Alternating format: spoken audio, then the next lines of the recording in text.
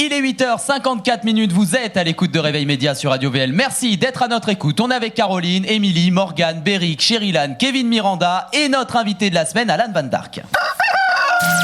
La matinale 100% bonne humeur, 100% média, 8h-9h. Réveil Média, animé par Nicolas Nadeau, tous les jours sur Radio VL. Comment ça va, Alan ? Très bien, très heureux d'être ici. Bah oui, bienvenue, hein. T'as vu, comme a dit Kevin, il y a des petites brioches, il y a tout mais là. je suis venu pour les brioches, moi. Allez, on passe à la première séquence de cette émission, l'interview. Réveil Média, l'interview de la semaine. Alors Alan, on va reparcourir la bio d'Alan Van Dark. Et toi, t'es chanteur, animateur, producteur de télévision. Et oui, t'as grandi à Nice et où tu obtiens un bac audiovisuel et cinéma. Tes premières armes sur le petit écran, c'était à 17 ans, dans une pêche d'enfer sur France 3.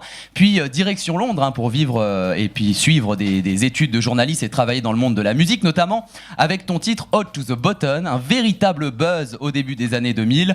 Un voyage qui t'approche du domaine audiovisuel anglo-saxon au point de fonder ta propre société de production. De retour en France, tu participes activement d'ailleurs au lancement de Direct 8 en 2005. Alors, tu as présenté de nombreux programmes sur cette chaîne comme Tout peut arriver en 2006, La Semaine People et l'année People 2 ans plus tard, ou plus récemment, la quotidienne 24 heures People. Côté comédie, tu as joué dans Ma Super Croisière. Et oui, c'était une série, hélas, une série de 8 épisodes aux côtés de Valérie Beg et Cyril Hanouna. Côté caritatif, tu as composé Love is Love, un single humanitaire rassemblant des personnalités de télé-réalité et une bonne sœur d'ailleurs pour lutter contre l'illettrisme. Et aujourd'hui, on te retrouve dans l'émission On ne s'est pas tout dit, c'est le vendredi à 19h sur LCI, mais aussi en quotidienne sur la chaîne Non-Stop People où tu incarnes Mister People et tu prépares actuellement un album alors en français qui s'appelle L'Amant Maudit, on en parlera dans quelques instants. Et on va écouter une petite audio, là Alan. Oh là, j'ai très peur. C'est un extrait de ton émission, 24 heures People, que tu avais présenté aux côtés de Caroline Iturbide sur Direct 8. Et en parlant de l'avenue de Justin Bieber en France, tu t'en souviens ? Eh oui, t'as fait une petite confusion, écoutez. Est un grand jour pour Justin Bieber et surtout pour ses fans françaises. Et oui, puisque l'idole des pré-ados est en ce moment même à Paris. Oui, à l'heure où nous vous parlons, c'est l'effervescence au Grand Rex pour l'avant-première de son film Never Say Never. Le Grand Rex, j'ai bien dit. Mais en marge de tout ça, bien cette dernière déclaration à la presse crée une véritable onde de choc outre-Atlantique. Allez, regardez, c'est la minute Bieber, c'est tout de suite. Tu t'en souviens maintenant ? Une effervescence au grand sax. Oui, c'était très mal. Et Caroline à côté, qui aujourd'hui est sur dans Recherche Eve. On était mort de rire. Tu m'étonnes. Très très difficile de continuer l'émission après. Et puis tout était dans les conditions du direct à l'époque sur Direct 8. Donc pas de rattrapage, pas de montage. Et voilà. Et c'était comme ça. Et nous on le ressort 6 ans après. Bravo.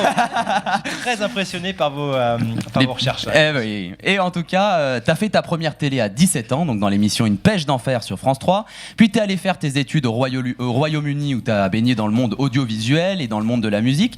Est-ce qu'à ce moment-là, partir à Londres, tu pensais que t'allais mieux y arriver qu'en France ? En fait, je faisais beaucoup de musique et toute la musique que j'écoutais venait principalement d'Angleterre. En fait, c'est de là qu'elle venait. J'écoutais beaucoup les Spice Girls. Encore plus loin. Ouais, pourquoi pas. Mais c'est vrai qu'ils ont le truc, les Anglais, depuis tout le temps. Donc, quand j'ai eu l'opportunité à 19 ans, d'abord, je me suis inscrit en fac d'anglais parce que j'adorais l'anglais. Ouais. Et puis, je me suis dit qu'il valait mieux aller habiter sur place. Donc, j'ai pris une année sabbatique et je me suis dit, allez, je vais là-bas. J'ai débarqué avec mon synthé sous le bras. Et puis, c'est en faisant la promotion de mes chansons là-bas que j'ai rencontré des gens de radio qui sont tombés dans les médias, en fait. D'accord. Passé par cette case-là. À 23 ans, tu fondes ta société de production. Et dans le cadre de tes activités, tu as côtoyé Anthony King, mais aussi Arnold Schwarzenegger aux USA. Comment t'as été amené à les rencontrer ? Alors, en fait, je faisais avec ma boîte de prod, on faisait un documentaire sur la face cachée de certaines stars, certaines célébrités, et notamment Anthony Quinn, qui était un acteur légendaire d'Hollywood, avait cette passion pour la sculpture. Il avait rencontré Picasso, c'est un artiste, et donc en marge de chacun des films qu'il faisait, il avait une énorme collection déjà d'art à lui, et une énorme collection, et notamment il avait joué avec Arnold Schwarzenegger dans un film qui s'appelle Last Action Hero, qui était en 90-91. Et Arnold avait acheté un de ses tableaux. Donc on est allé aux États-Unis pour rencontrer Arnold pour qu'il nous en parle. C'était assez, c'était pas mal parce qu'on est allé chez Arnold Schwarzenegger qui avait la. Alors c'est comment ? Décris-nous. Qu'est-ce qu'il a, pour te dire, il a des grandes, dans son bureau, il a des grandes statues grandeur nature de lui-même, ce qui est toujours pas mal. C'est vrai ? Ouais, dans ses rôles principaux. C'est bien. Il a une sorte d'énorme. C'est Grévin en fait. sa table basse, c'est un crocodile empaillé, la gueule ouverte. Ouais. Et le sol est peint à la main, donc il faut faire très attention quand on marche. Limite, il faut passer en chaussettes. Mais il est très sympa. Oui, en patin, quoi. Et pas de boîte de protéines? J'ai rien vu de tout ça. J'ai rien vu de tout ça. 100% naturel, Schwarzenegger. Est-ce que tu étais impressionné par cette rencontre? Oui, ce qui était impressionnant, c'est que en fait, donc le tableau c'est un tableau qui vaut $250 000, donc $250 000, qui était dans sa salle à manger, et du coup, on pouvait pas aller dans la salle à manger. Donc, il est arrivé avec le tableau sous le bras, $250 000, il a posé, et c'était assez inédit d'entendre Arnold Schwarzenegger, qui a une certaine image, parler d'art, etc., avec son gros accent autrichien. Ouais. Non, c'était une belle rencontre. Il m'a serré la main. J'ai cru que j'allais pas pouvoir marcher pendant. Voilà, mais voilà. Et en dehors d'ailleurs de ta vie d'animateur, t'es avant tout auteur, compositeur, interprète. T'as notamment sorti le titre Ode to the Button en 2003. C'est un hommage aux fesses de Kylie Minogue. Alors ça, c'est quand même plutôt drôle. Hein. En fait, cette chanson, elle a énormément buzzé au Royaume-Uni, en Australie, au point que t'étais invité sur tous les plateaux. Mais ce thème, comment t'as trouvé ça? Qu'est-ce qui t'a pris? Les fesses de Kylie Minogue. En fait, ce qui s'est passé, c'est que moi, je faisais un peu le tour des maisons de disques comme tout le monde. J'essayais de présenter mes maquettes et tout ça. Ouais. Et puis c'est vrai que c'est compliqué. C'est plutôt original, c'est vrai. C'est compliqué d'avoir des chansons qui ont du sens. Quand on va voir les maisons de disques, généralement, on n'ouvre pas la porte. Donc un soir, j'en ai eu un petit peu marre. Et puis c'est vrai qu'il y avait le Sun, qui est le magazine, le quotidien anglais, qui est le plus lu d'Angleterre, qui faisait une sorte de campagne récurrente pour dire que les fesses de Kylie Minogue étaient la 8e merveille du monde. Donc je me suis dit, j'ai pris une de mes instrumentales et un soir à 2h du matin, chez moi, sur mon ordinateur, j'ai commencé à enregistrer des paroles qui sont pas vulgaires du tout, qui sont un peu tongue in cheek. D'ailleurs, on va en écouter un extrait. Oh mince. Et j'ai mis ça, mais au départ c'était juste pour un peu pour déconner, pour envoyer des copains, ça. Et le Sun s'en est emparé, tous les tabloïds en ont fait un buzz énorme, et c'est devenu ça a battu le record d'exposition des chansons par un artiste inconnu, et par une chanson originale, et c'était diffusé le matin dans toutes les émissions de radio, etc. Donc ça a fait une sorte de buzz simultané qui m'a propulsé sur le plateau pendant 3 mois. Et on en écoute tout de suite un extrait.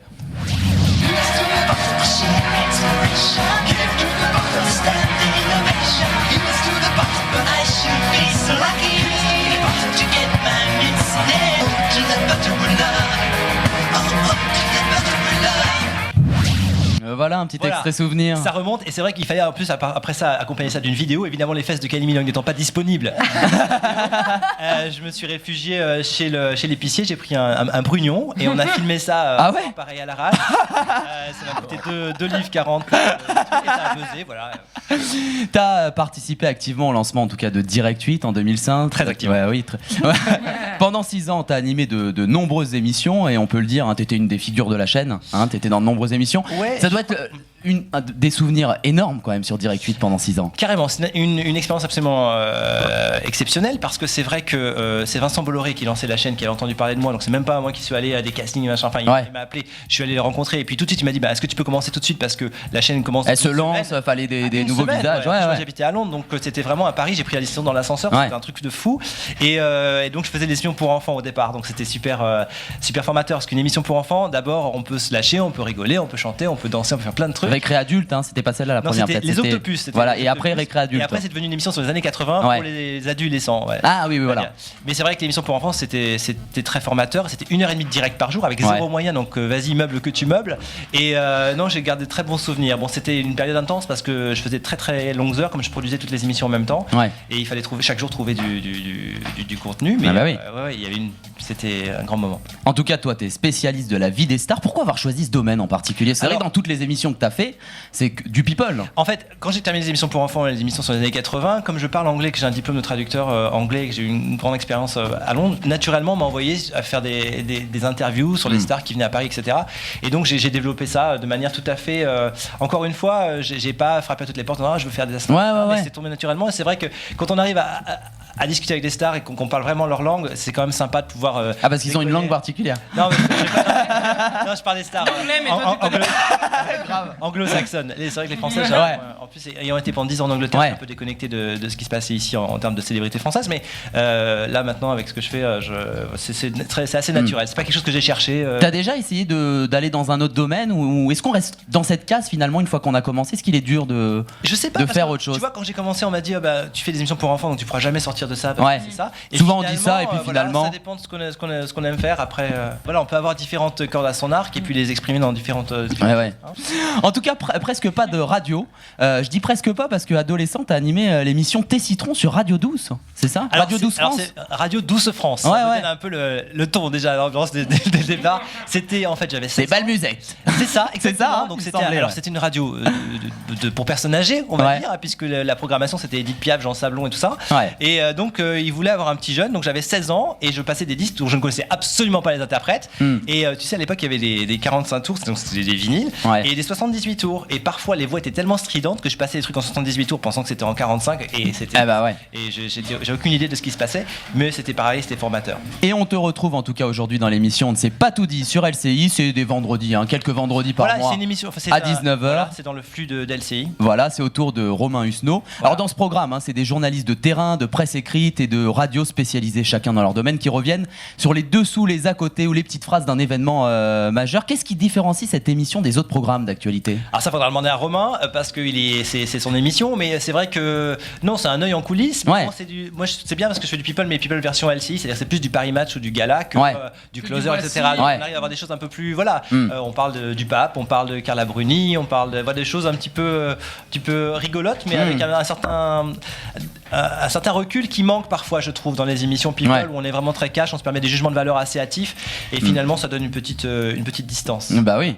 Et aussi en quotidienne sur la chaîne Non-Stop People, hein, où tu incarnes Mister People. Alors tu vas poser des questions aux stars de cinéma, de la chanson et même aux hommes et femmes politiques. Ouais. Donc dans les soirées les plus prestigieuses de la capitale. Hein, t'as rencontré Manuel Valls, Alain Juppé dans les politiques. T'as rencontré Pierre Ninet, Catherine Deneuve, Omar Sy. Enfin beaucoup de stars. Est-ce qu'il est toujours facile de se faufiler dans ce genre de soirée? Ça doit être quand même compliqué. Alors- C'est des choses parfois assez fermées, assez restreintes. C'est pas compliqué parce que Non. je suis accrédité, parce que maintenant, etc. Mais donc Justement, pour être je fais accrédité pas de comme ça. sitting. Oui, non, Ça, au bout d'un moment, c'est- ça c'est- se sait. au bout Et d'un puis moment, ça se c'est sait, des beaux ouais. événements. Bon, les gens ont envie d'être là. Hein, c'est Ouais. pas, voilà. Et non, ce qui est compliqué, c'est de trouver un angle un peu différent parce que c'est vrai qu'ils sont très très sollicités et que moi, en plus, étant à l'écran en même temps, il faut trouver un petit quelque chose. Ouais. J'ai pas beaucoup de temps avec eux, donc il faut pas être trop lourd, etc. Mais il y a de belles petites pépites, hein, franchement. Bah oui, C'est vrai justement. Et c'est quoi la rencontre la plus insolite? T'as des anecdotes à nous raconter? Non, mais par exemple, Joey Star qui était au défilé Etam, lingerie, Ouais. c'est quand même très très difficile à je lui demande par exemple s'il a déjà porté des sous-vêtements féminins. Donc tu vois, ce genre de trucs. Des choses comme ça. mec.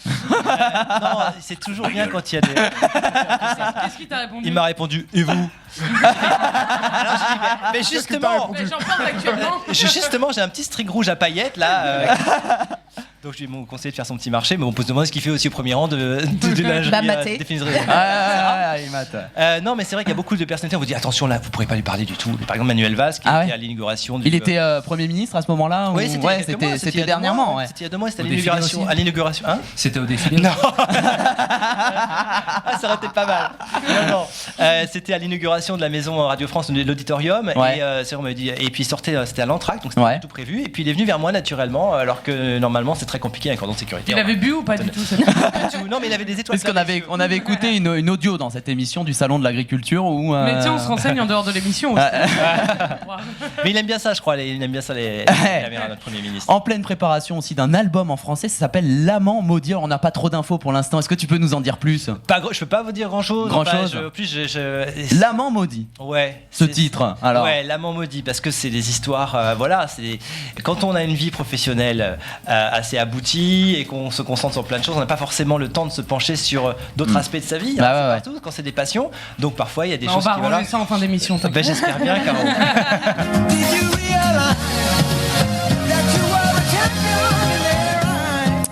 Et cette semaine, Caro, tu vas demander en mariage notre invité Alan Van Dark. Cher Alan, je sais, ça fait toujours cet effet. A priori, vous et moi, c'est une histoire impossible. Mais comme le dit l'adage, les opposés s'attirent. Et je me sens attirée vers vous, comme Samina Seri, vers les portes de la prison. Vous vous définissez comme une version masculine de Geneviève de Fontenay. Moi, je suis le mélange féminin entre Jean-Marie Bigard et Sébastien Chabal. Un humour qui manque de finesse et le poil dru.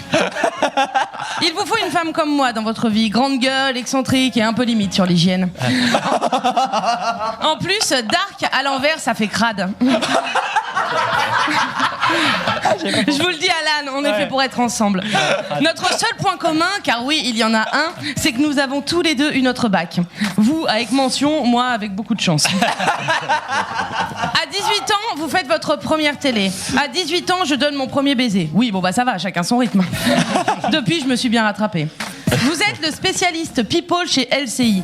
Je suis la spécialiste du pipeau auprès de mon conseiller LCL. Vous avez été contacté par Bolloré, j'ai contracté une gonorrhée. Mot savant pour désigner la ch'touille. En 20 secondes, Kim Kardashian accepte de vous épouser. En 3 minutes, Jean-Pierre Coff me met un râteau. Malgré nos différences, il y a plein de choses que j'aime chez vous.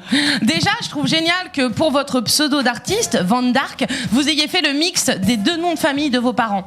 Jean-Claude Van Damme et Mireille Darc. Ah, c'est pas vos parents ? Non, attendez, non. Vous êtes au moins bien l'héritier de la maison Crystal Dark. Ah, cool, tant mieux. Oui, bien sûr. Et Alan, vous avez tout du prince charmant. La silhouette de Pierre Ninet, l'élégance de Lagerfeld, l'intelligence de Mac Lesguy. Mais Alan, il y a une chose dont il faut absolument qu'on parle avant de s'engager ensemble. Vous avez écrit la chanson Hot to the Bottom en hommage à l'arrière-train de Kylie Minogue. Alors, je traduis vos paroles en français pour les besoins de cette chronique. Oui, alors... oui. Autour de cette table, nous ne sommes pas tous bilingues. Suivez mon regard. C'est pas moi. Voilà le fessier aux dimensions parfaites. Voilà le fessier qui passionne la nation. Voilà le fessier, notre pure inspiration. Donnons au fessier une standing ovation. Bon, alors, on est d'accord, ok. Kylie est parfaite, mais je crains que la comparaison ne soit pas à mon avantage. À la louche, mon postérieur fait 3 fois et demi le sien. Mais je m'en fous. Moi aussi, j'ai une chanson qui célèbre mon joyeux popotin. Fat Bottom Girl de Queen. Voilà, ça claque. En français, ça donne ça. Oh, vas-tu me ramener chez toi ce soir, en bas près de la lueur du feu? Vas-tu tout laisser déborder comme un décolleté qui déborde? Fille au gros cul, tu fais tourner le monde. Les filles comme moi, on n'a peut-être pas le même fessier. On a peut-être le même fessier que Janet Jackson sous cortisone, mais on fait tourner le monde, ça compense. Alan, vous donnez votre temps pour de nobles causes. Moi, jamais. Alors, évidemment, les STF, les enfants qui meurent de faim, la guerre, c'est triste, mais chacun sa merde. Vous avez écrit le titre Love is Love pour lutter contre l'illettrisme. Alors, désolé de vous le dire, mais votre chanson, elle a aucun impact sur l'alphabétisation. Je la passe en boucle à Nicolas et son cas ne s'améliore pas. Dans ce tube, vous avez des paroles qui réchauffent mon cœur et me font penser qu'entre nous c'est possible. Je cite: on ne choisit pas sa chance, on ne choisit pas sa différence. Tout ça n'a pas d'importance, l'amour ne voit pas les différences. Cher Alan, faisons la passe sur nos divergences. Voulez-vous m'épouser? Ah ah. Oh là là. Alors, avec autant d'humour. Alors, je sais que tu es déjà marié avec Kevin. Avec Et Kevin, pas que lui, malheureusement. Et pas que lui. Après 3 semaines de vie commune. Ouais, c'est ce que je vois. Et 20 personnes qui vous attendent à la maison. On se la partage. Mais c'est Noël. Je dis Alors. oui, je dis oui. Bien sûr. Bravo. Mais alors, Vive les mariés. il faut que tu t'appelles Caro Van Crad par contre. Ah Van Crad, mais Van très bien. Crad, Caro ça me va Van bien. Crad, ça me va très bien. ouais. Merci Alan Van Dark. Merci Kevin d'être venu. Tu Merci à reviendras vous. dans l'équipe. Avec grand plaisir. Hein, pour participer à nos rubriques. Merci en tout cas à toute l'équipe de Réveil Média ici présente d'être fidèle à l'émission, faut le dire. Eh ben oui. En tout cas, Alan, je rappelle que vos actus, tes actus, je rappelle qu'on te retrouve dans l'émission On ne s'est pas tout dit chaque vendredi à 19h sur Oui, LCI, certains vendredis, ouais, j'interviens. en quotidienne sur la chaîne Non-Stop People où tu incarnes Mr People et tu prépares ton album en français, L'Amant Maudit. Ouais, et je reviendrai vous en parler. ben, Et je avec vous remercie plaisir. parce qu'on est très bien accueillis ici. Ah, ça C'est nous vrai. fait plaisir. Portez-vous bien. Ciao, bye bye. Salut. Bye.